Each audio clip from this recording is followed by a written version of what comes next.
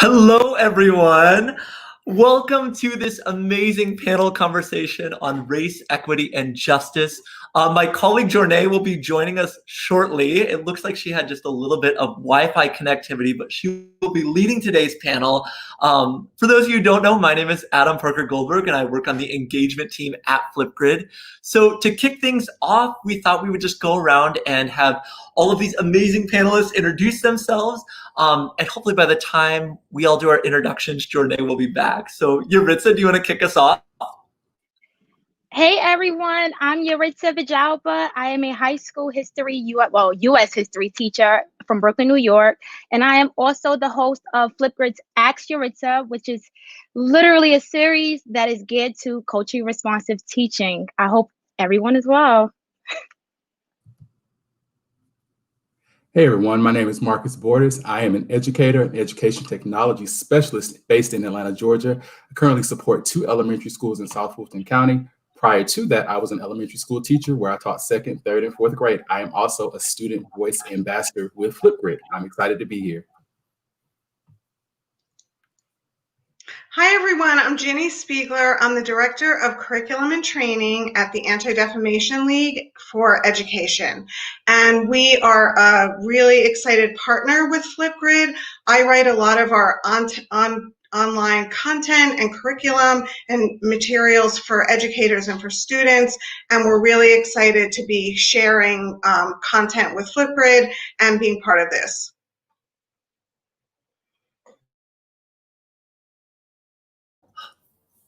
Nikki, I think you might still be on mute. Can you unmute yourself, please?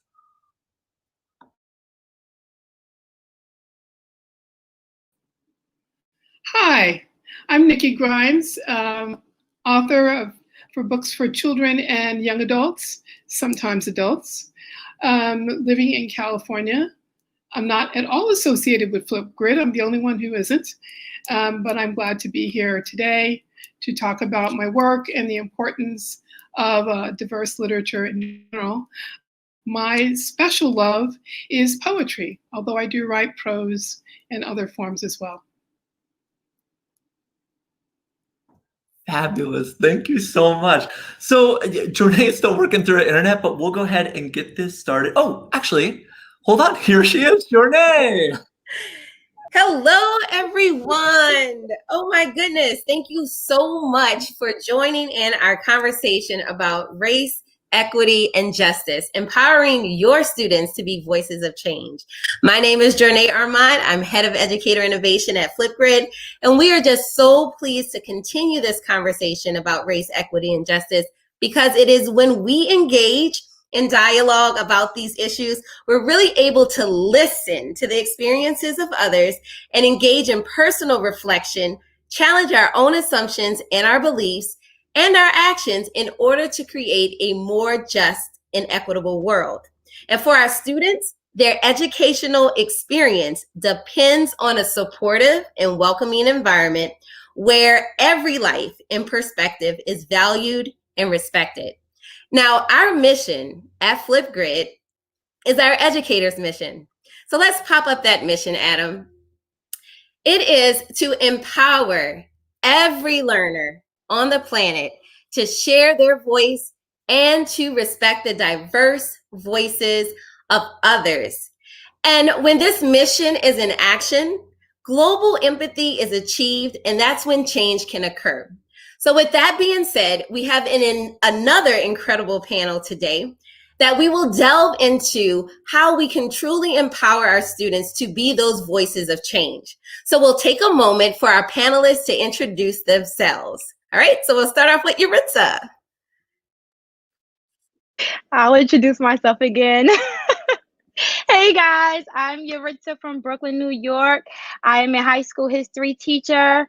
I teach US, and I'm also the host of Ask Yaritza, which is the new series for Flipgrid on culturally responsive teaching. I'm so excited to be here.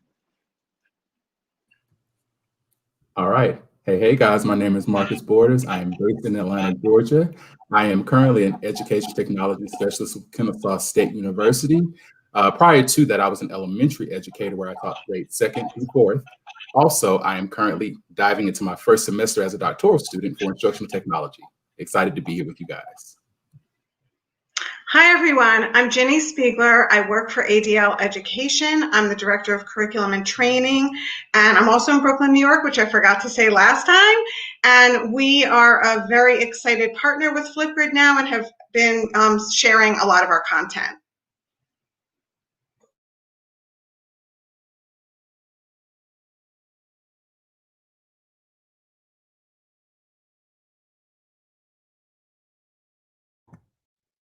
Let's see, maybe, I think Nikki may be trying to reconnect again as well, but we are so pleased to have author and poet Nikki Grimes also as a part of this incredible conversation.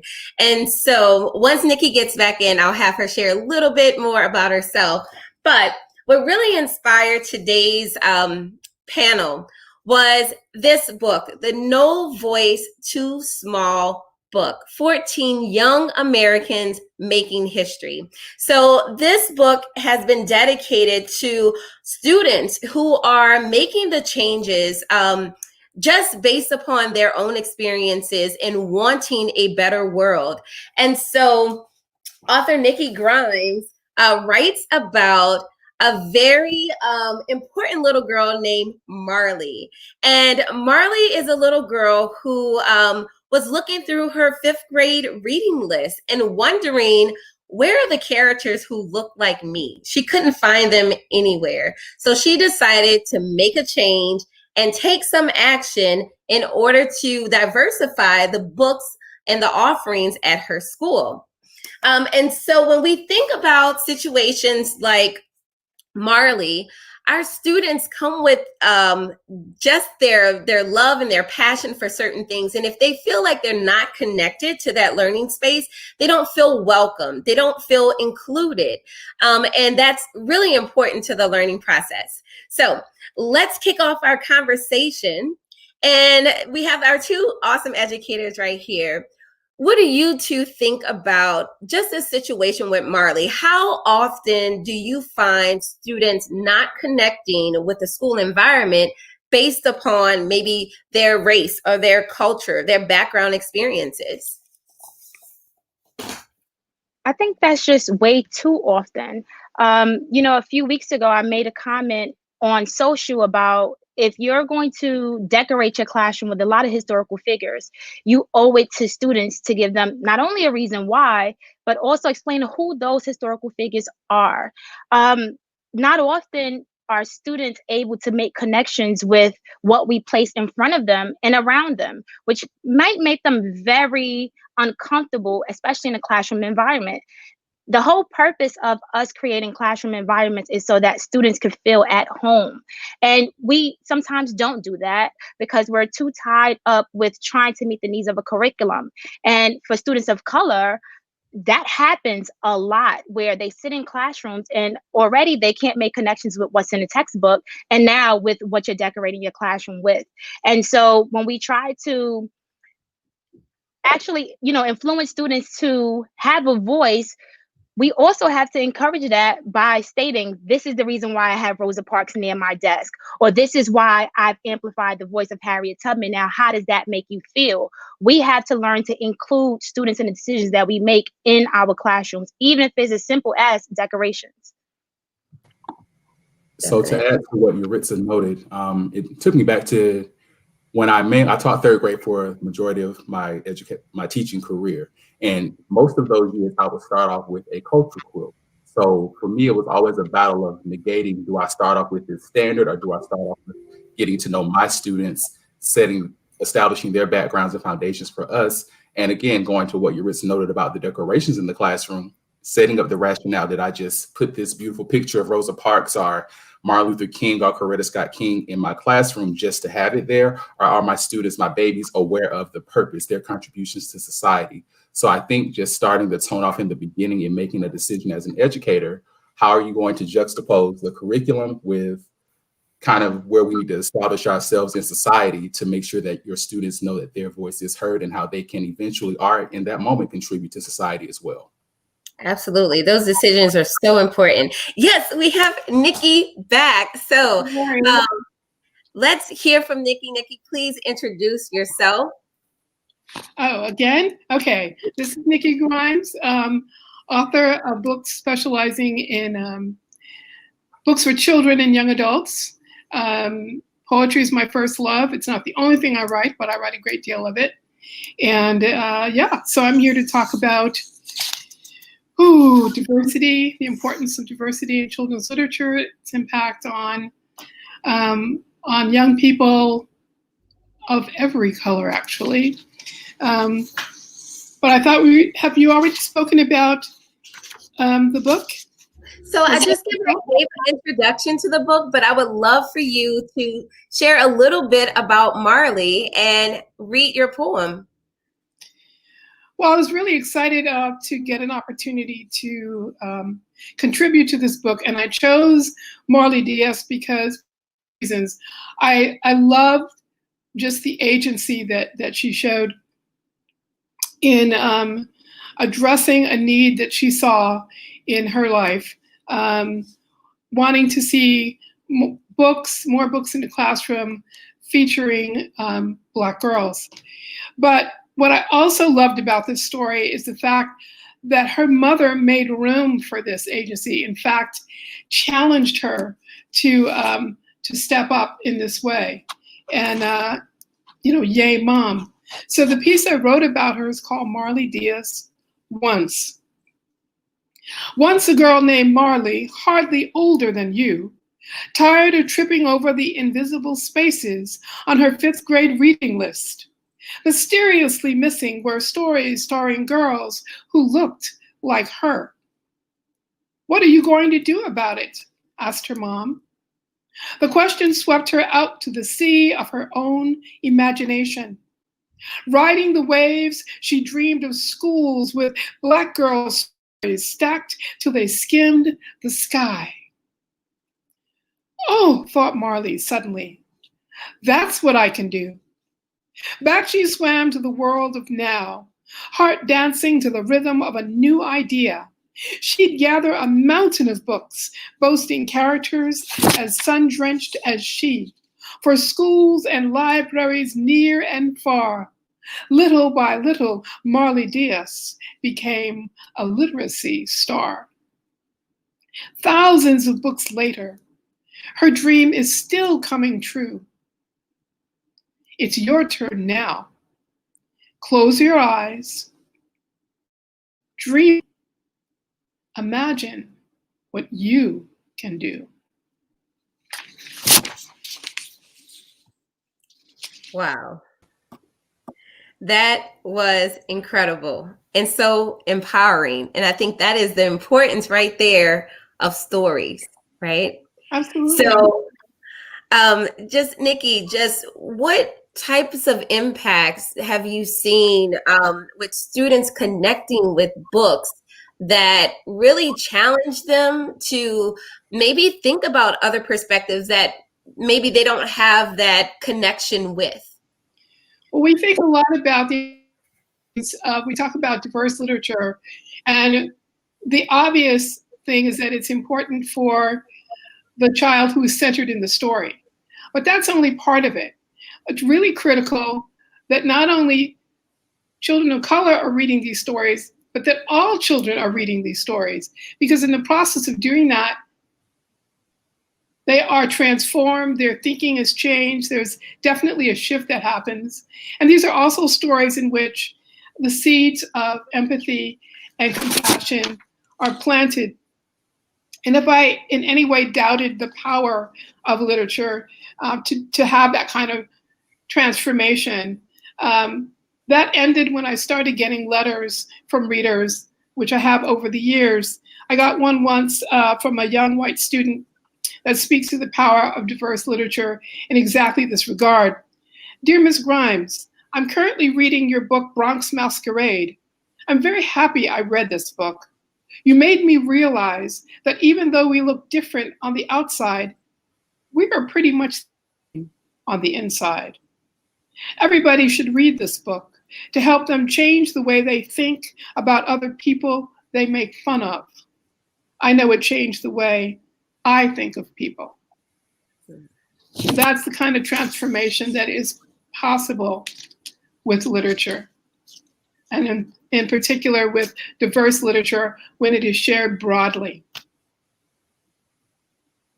Wonderful. And I love that the student reached out to share that, because oftentimes we are afraid to communicate maybe how we thought, felt, or believed about certain situations prior to. But when you do have that internal transformation and you are then committed to making other changes and also being an advocate. So, Nikki, thank you so much for your work as an author, but also as an advocate. And I would say, as educators, we're also advocates for our students. So I would love to hear Marcus and Yuritsa, after hearing that poem, like what's going through your heads?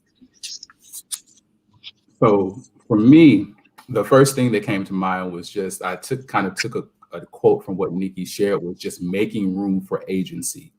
In my role as a tech coach, that's actually one of the the guidelines, is creating student agency. So are the teachers using or implementing technology that, allows the students to have a voice? My question that often comes to that is how can we do that? What takes place in the classroom to create those experiences? And I love that not even an idea, just the aspect of literacy can lend itself to doing that. I think having conversations with students, it empowers them to feel as though that their story is applicable to a situation, or that their story is necessary. So the biggest thing that I got from what Nikki shared was just the idea of making sure that we as educators, or even our stakeholders in the community, that we tend to make room for the agency and advocacy of our students. Exactly. And just to piggyback off of Marcus, I don't know if you guys could see this, but I created a note and I was just like, I'm Marley, because just every single time I decide to design something for my students, I think about how diverse my students are. But also in Nikki's story, I'm also thinking about social and emotional learning, the aspect of knowing yourself, but also others. And the idea that, if you think of the most authentic form of learning, it is learning that appreciates everything around and everything that exists. And so I was just like, I'm Marley, but also my students are Marley, because, and I don't know if most of you guys know this, but I teach overage undercredited students. So they've been in high school for a while, and they've been in so many different circumstances that has, actually made them feel as if they weren't wanted, or as if no one else could teach them. And so they're Marley because, I know they want to learn. I know that they appreciate learning. It's just, how are we going to diversify, their opportunities and also their experiences? So this story already has my mind thinking of how many other activities I can create tonight when we sign off. So thank you, Nikki.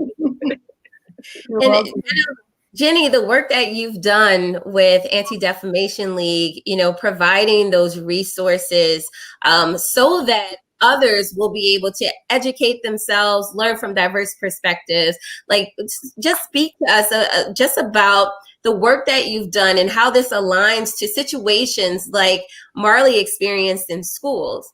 Sure. I was going to build a little bridge, because we created a lesson plan around Marley Diaz. We used her story and we created an activity, and this is sort of similar to what we do with other online content. We created a lesson plan for students to hear Marley's story, hear directly from Marley, because we had interviews with her, and then begin to look at their own classroom libraries, maybe the libraries in their town or their bookstore, and think about, like, do they see themselves reflected in books? Do they see other kids in their class reflected in books? How do they feel when they read books that are mirrors to them?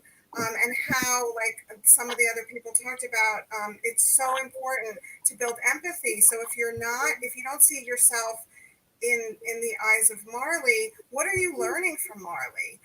What Marley's saying about what she needs and what she's seeing in terms of the books she's seeing and the books that she's not seeing and what her frustrations are. So, and we have a lot of our resources focus on identity. So, we think about like, who am I and who are other people? So we want to learn about ourselves and see ourselves reflected not only in books, but in movies, in politics, in our vice presidential candidates, and also then think about what the differences are. So where do I see myself reflected and how can I learn from other people? And then we also begin to look, because our work is in the anti-bias education world. So then we start with that, but then we start to look at where are some of those biases.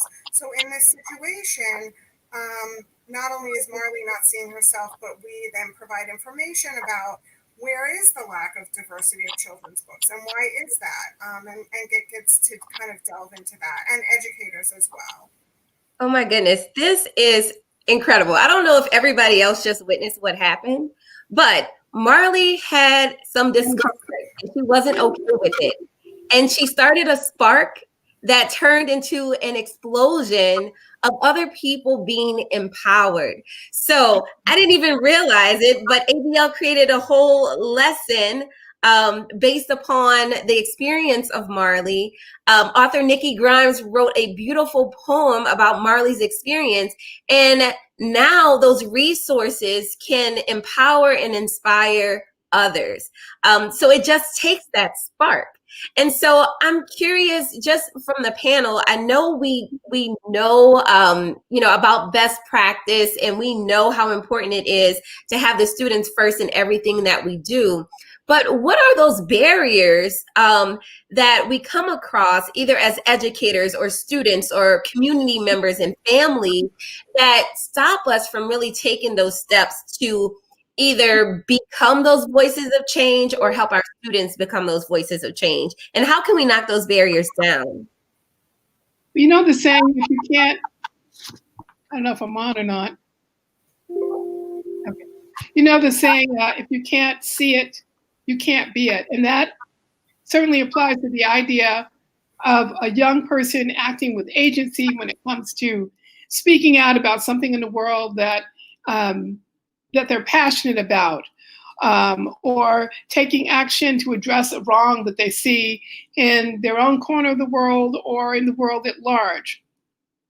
If a young person reads about other young people stepping up as leaders or being outspoken or devising solutions to real world problems, that empowers him or her to do the same. And so it's important that we have those books in the libraries, that they're made available in the classrooms so that children can, see whether it's Marley Diaz or Greta Thunberg or Malala, or there's so many young people. The young people give me hope, absolutely. These young people give me hope for the future because they are out there. And if we make that information available, it's not just information, it's inspiration. And yeah, so if you can't see it, you can't be it. We have to make sure they see it. I think there are some barriers for educators, even though there was actually a study in Education Week, I think it was 2018, and 79% of teachers said that they felt it was important to teach about race and ethnicity. But less than half felt like they were adequately prepared, and more than 60% said they saw an increase in uncivil discourse. We know we're experiencing that in the world. We know we're seeing that in classrooms. So I think there's fear about I won't be able to bring it up. I don't know how to bring it up. I don't know how to facilitate those conversations. What if they get too heated? But still, the will is there to do it. So I feel like, at least from the educator standpoint, we need to provide opportunities like this. We need to provide resources. We need to really help them, not just with the content, but the process of feeling like they can have those conversations, and even when there's disagreement and when things get heated, and young people feel strongly that they can manage those conversations. So I want to dive in just to contribute to the question of the barriers. I'm going to speak from how barriers impact us as educators as well. I have a myriad of different stories that I could share, but just the first thing that comes to mind, and this is something that the first time I really recall doing this was in my undergrad, was in college. It's just addressing my own personal bias and concepts of how I navigate the world. Marginalization impacts us all in different ways. And it's up to, in my opinion, it's up to us to recognize our role and how we currently fit in that paradigm, or that the idea and the conceptualization of those things. Asking yourself how or what do we contribute to our own hindrances of understanding others is kind of the starting point. To even add to what Jenny noted about the article that she read, a colleague of mine actually contributed to a blog post for the department that I support, literally titled, Overcoming Discomfort when it's in times of speaking about race, essentially in classrooms.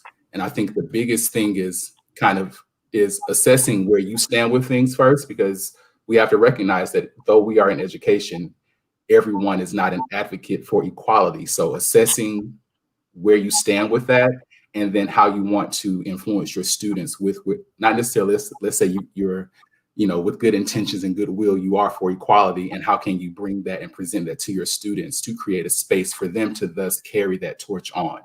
So I think one of the bigger barriers initially is first looking within and assessing where you stand with things, and then addressing how to govern yourself accordingly, whether that's speaking with a thought partner, doing some personal research, or being an advocate within your environment as far as in your school, to see if there are spaces there for you guys to develop that conversation. And I agree with everyone. Like, I'm sitting here and I'm drawing and I'm just like, silence helps no one. And for me, it's, yes, I could expose my students to books that are already created, but I feel like I could also encourage them to create their own books. They have so many stories that are untold. And the more that we dissect history, the more that we dissect the economics of this country, the politics, then the more they start to understand their identity and why they're in certain situations or why they've had certain experiences. I feel like, it's a blessing for students to be able to connect with the world around them. And by influencing them or encouraging them to actually write their own stories. I'm sitting here and I'm thinking about the project that I just had students create, and it's called The Humans Without Fear, and it's a comic book project. And the students were asked to look at historical figures and then also look at comic book heroes. And if you could gift a historical figure a superpower, what would it be and why? And this conversation just resonated more with that, because I did a one-to-one activity with a student and she talked about the Joker. And I don't know about you guys, but usually we associate the Joker with being a villain. And for this student, she talked about how he started off at a good place. He had a good heart. He took care of his mom, but there were certain things that he dealt with in life that contributed to him now turning into what we call, or what we deem or title as a villain. And so the student also said, this is the reason why sometimes I'm angry. I've experienced a lot. And so giving students the opportunity to tell their own story, we learn not only about that student, but also about ourselves and how we're going to be better at dealing with different situations. The idea of race, the conversation of race, justice, equity needs to happen. I don't understand why people are so afraid to talk about something that has existed before our very own existence. Folks are afraid to acknowledge that, between 1.5 to 1.8 million years ago, the first Homo sapiens would have a blacker skin tone. And the more we begin to dissect what makes us human and what makes us actually equal, then we'll begin to break down the barriers and start to expose students to things that I believe they're all hungry to obtain. So, first of all, I just want to say thank you again to the panelists, because I'm sitting here just nodding my head and I'm just doodling away because there's so much that I'm taking in.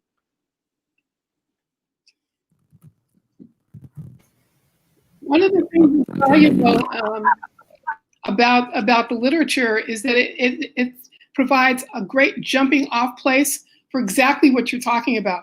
It tells students, it shows them that, first of all, their stories are valuable. They have something to say. Here's the proof. This person spent this time writing the story, so that you would know your voice matters. Now, what is your story? Maybe take out a piece of that and say, okay, if you were writing this story, or this poem, what would you say? What does it mean to you? And then use that just as a springboard. And many times this literature is a springboard for conversation. It's a springboard to motivate writing and critical thinking about whatever the issue is. It's an entry point, is what it is. It's not the end of the story. It's the beginning of the story as an entry point. Absolutely. I love that, it is an entry point, and then there's so many different pathways that students can go. And I know, Marcus, you mentioned just being in that tech field and supporting educators in technology. Technology really opens up so many other possibilities for students. And when we're talking about accessing different types of material or being exposed to different experiences. So Marcus, just share a little bit about what kind of experiences are you trying to set for educators? I'm starting to get a little feedback. What type of experiences are you setting for educators so that they know resources that are readily available for them to use with students, that can be inspiring, that can show them themselves when it comes to literature or history or any other subjects, right? Because sometimes what students are exposed to are very limited. So what's your advice maybe for educators in utilizing technology to meet this need? So with that particular question, I'm going to kind of kick it out. In 2020, I can say DVD is old school. I'll go back to my experiences as an educator. One of the resources that I used when I felt that I was not equipped to have a conversation with my students was teaching pop-outs. I don't know if they're still free now currently, but there was a time when you could actually order their DVD sets with different stories. So with that particular example, I go back to the Children's March of actually being able to showcase, I can tell you about it, our textbooks and other content. Can tell you guys about it now. This might sound bad. Let's try now. How's the sound now? Let's see.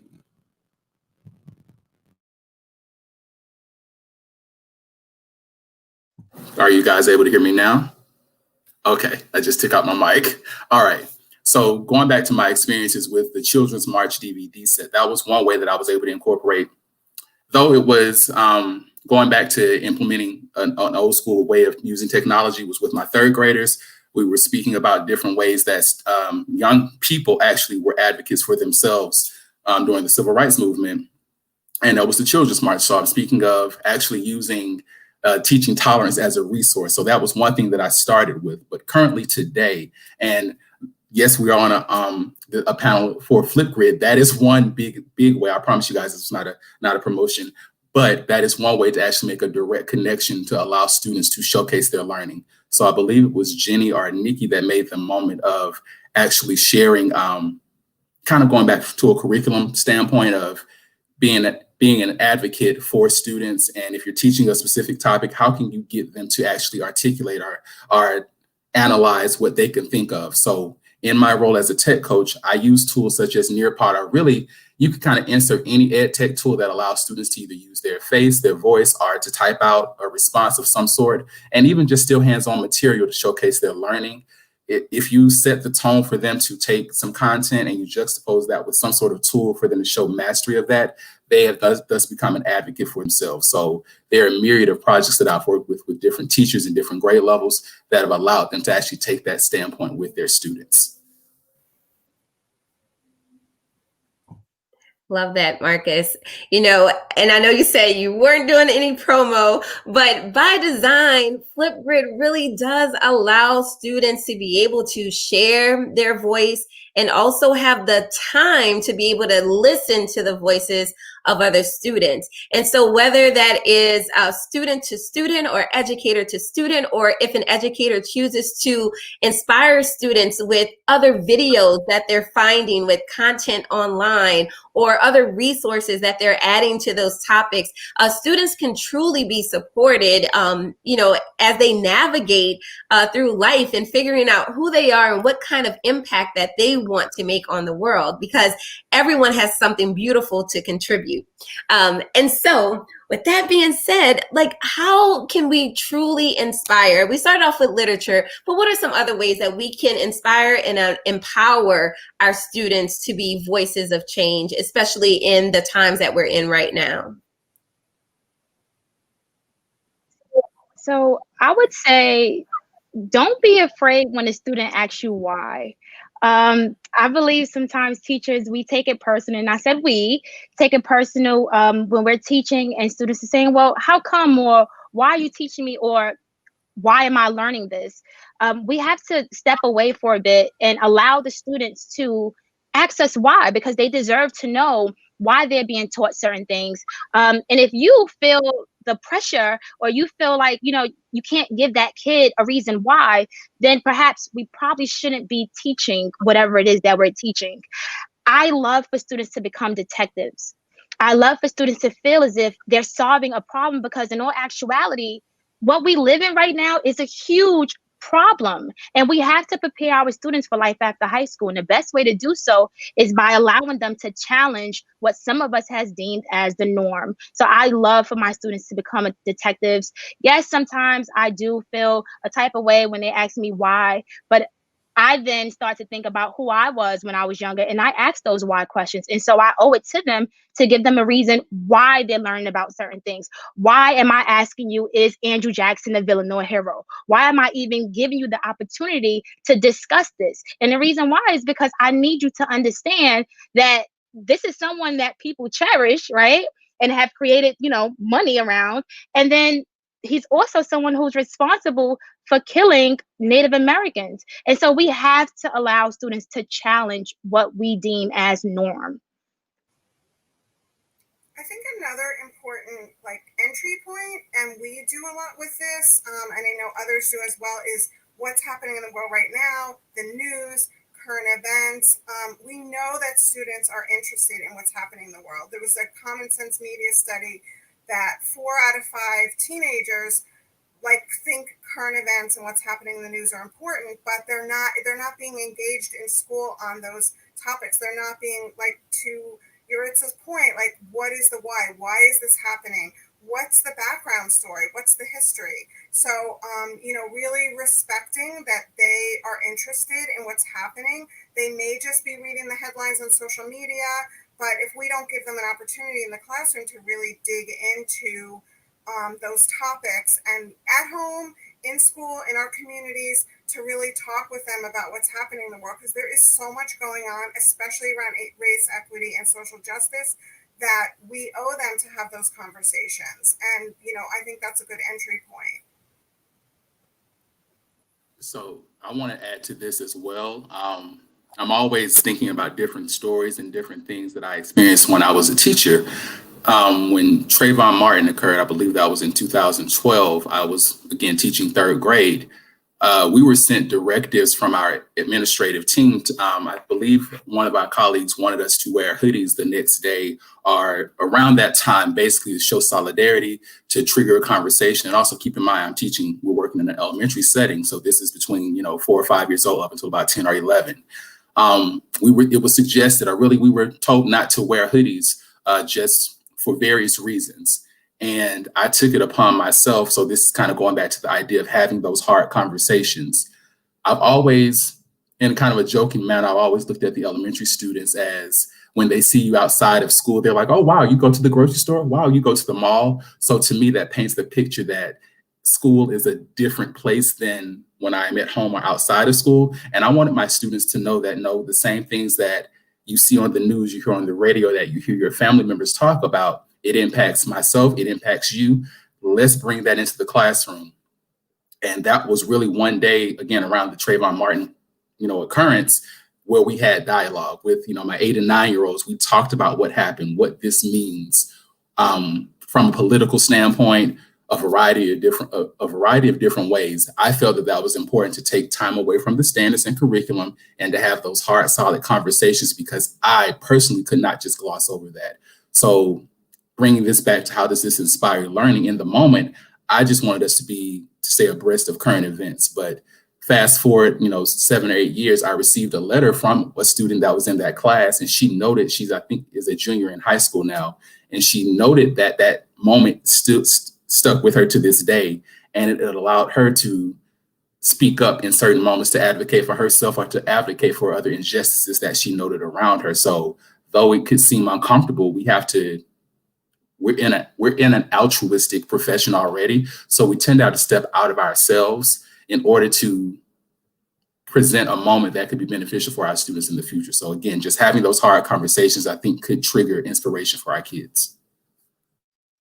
A good point. I mean, Jenny and Marcus, you both spoke on how important it is to bring in those current events to the classroom. And we had Margie, who just shared in the chat that they're using real life case studies and incidences in their school to help teachers reflect on those issues at hand and to have the language to guide those discussions. And one thing, that I'm thinking about is it's hard for students to connect with things that happened years ago.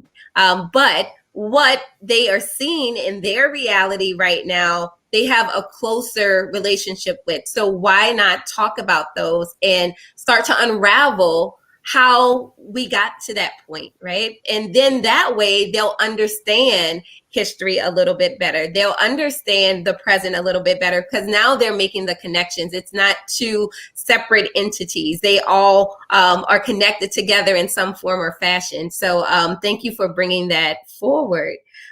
We have so many awesome comments in the chat. So you guys keep, sharing your ideas. And the next thing I really want to think about is we have educators all around the world watching this panel right now. And I know each of you bring so many amazing ideas and resources. So what advice or what resources can you suggest to educators to help really inspire their students to learn more and to truly take action and not be afraid to take that first step?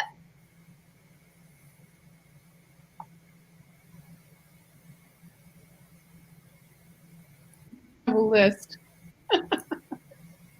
I always have a list. A short list. Resistance by Diane Stanley, which recently came out. Greta Thunberg, of course. No one is too small to make a difference. Marley Diaz, Gets It Done, and So Can You. The Youngest Marcher, really like that. Obviously, No Voice Too Small. Books by and about Malala need to go on that list.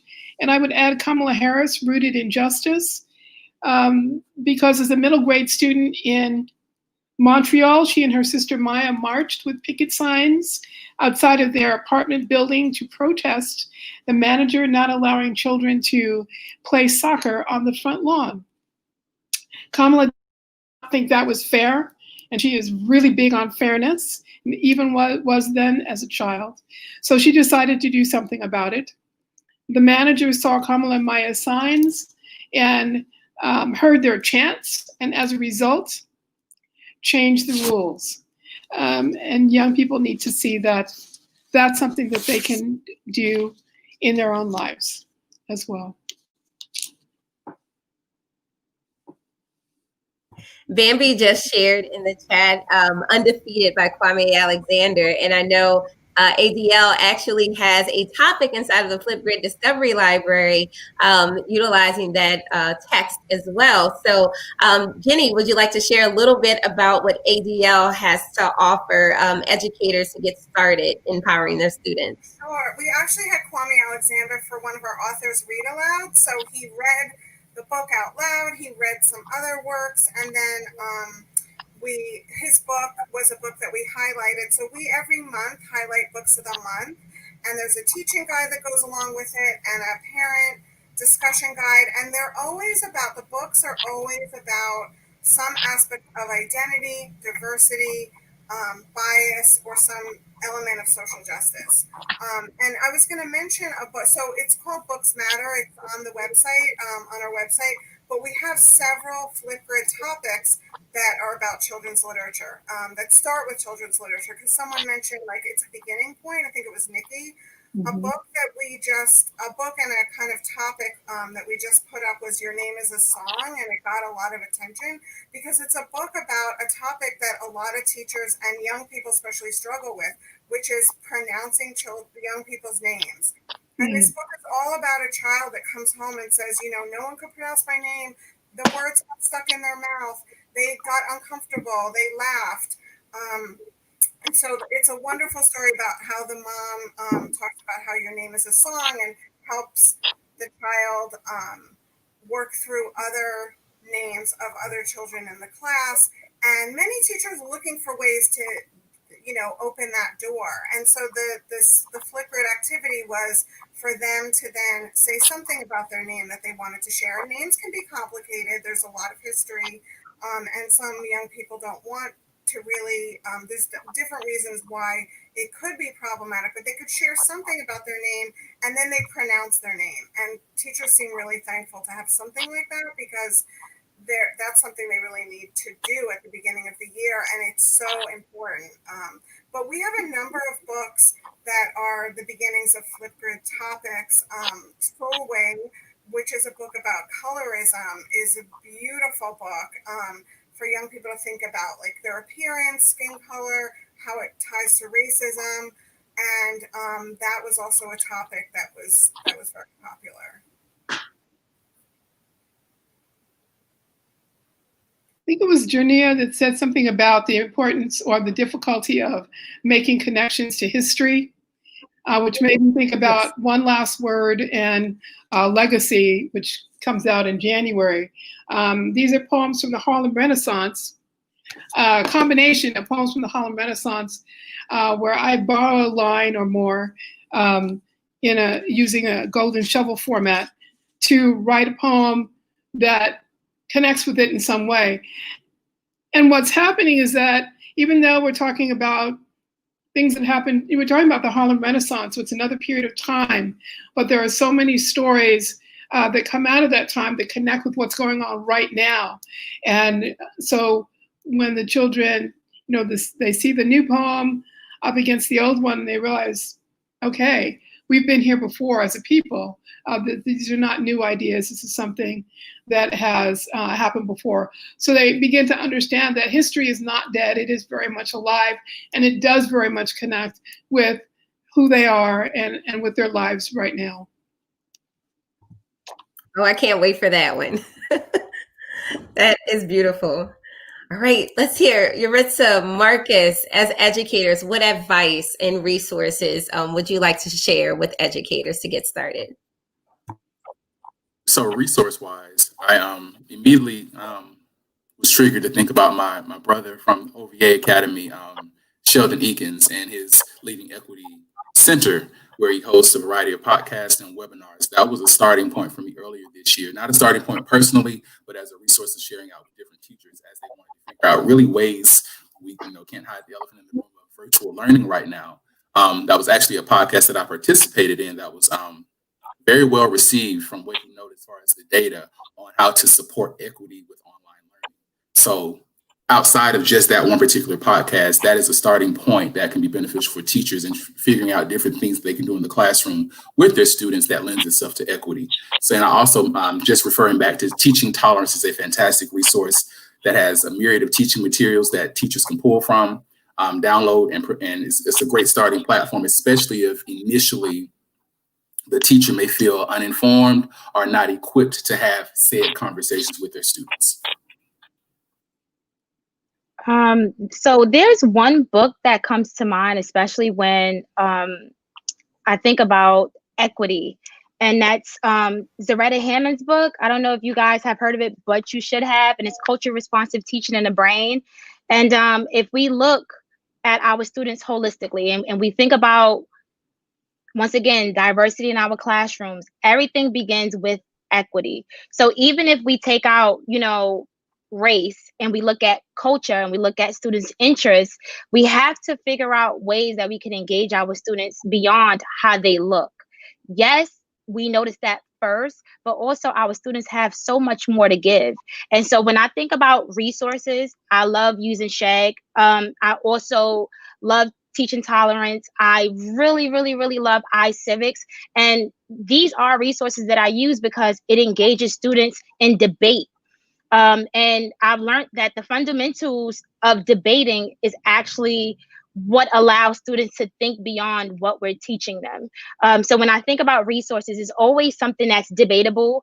I always try to expose students to things that they can question, because that's how I created my curriculum in classrooms. So I would say to dig deep into those things, but also think about how you're going to create an equitable classroom for all students, right? So not just focusing on students who are African American, but you also have to think about Hispanic students, Caucasian students, Asian students. Our students matter. So let's look a little bit beyond and think about equity, and then think about how that's going to lead to justice.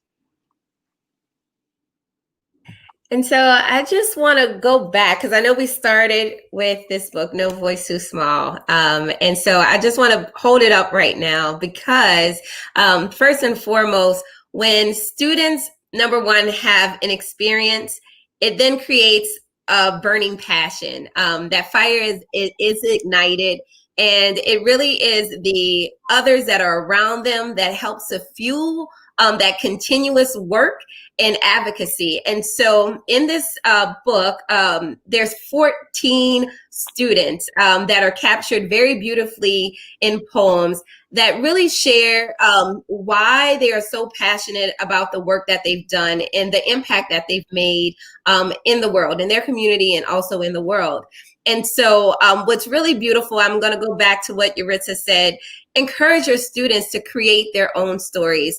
And what these amazing authors and poets have done from this book, they have also created resources to help your students learn to become writers. So right inside the Flipgrid Discovery Library, you will see in the featured collection, the No Voice Too Small book club, which not only has resources from the book, but also resources to help students become incredible writers and storytellers, learn about poetry, because it is a form of communication. And that may be a beautiful way for your students to just capture what's at the very heart of them and learn from one another. So definitely check that out. We'll drop the link inside of that chat box. But right now, as we're thinking about everything that we talked about today, we go back and circle back. The mission of Flipgrid is our educators' mission: to empower every learner on the planet to share their voice and to respect the diverse voices of others. And I truly believe in our conversation today, there's so many different pathways to be able to provide that opportunity for our students. It is their right. And so I would just love any last words from our panelists before we, just say, let's get to work, because this work is not done after this panel. We'll continue to have these conversations, but for our moment today, any last words from our panelists? I would just say it's kind of what everyone's been saying, but we want to build on their questions, their interests, their ideas, their passions. What are they upset about? What's keeping them up at night? What are they concerned about? We should really be centering them in all of that. And along those lines, I would encourage them to write poetry about the things that are on their minds that are bothering them. What's wonderful about the genre is that it's not as intimidating as prose because there's all that white space on the page that invites them in, invites a reader in, and also just gives them, space to write. And it's a wonderful thing to start off with something like a golden shovel poem where they have some text to start off with and aren't intimidated to get started. And then just let them run with that. It's just a great forum for exploring your deepest feelings and thoughts. For me, coming again from an elementary lens, I always remember and am reminded that our students are looking to us as leaders. We are one of their first forms of advocacy. We cannot shy away from those hard and challenging conversations based on the age of our kids. So my simple word of advice is don't shy away from those conversations in spite of the age of the students that you work with and that you teach and that you support. Be prepared for that. Be there for them because it will make them greater in the end. I would say ask students what they want. Sometimes we create things and we're not really involving students in learning process.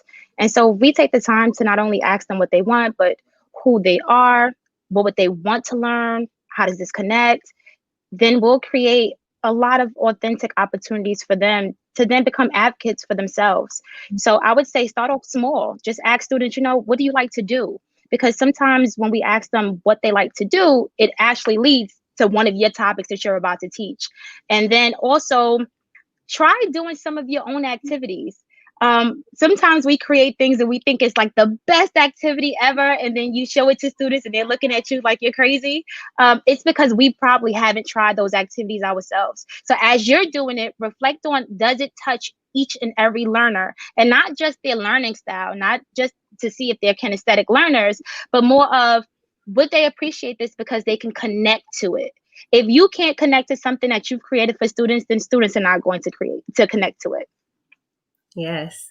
And Yuritsa, you ended this so perfectly in saying, let's go back to the student, because that is the perfect opportunity for students to teach us something in return, right? It is a reciprocal, like the classroom, everyone should be learning from one another. And that's a beautiful way for all of us as educators to show our commitment to continuous learning and growth and improvement. And for our students to know that they are a teacher just like we are. And we're here to learn and listen and grow with them as well. And so with that being said, we want everyone there to just go forth and empower every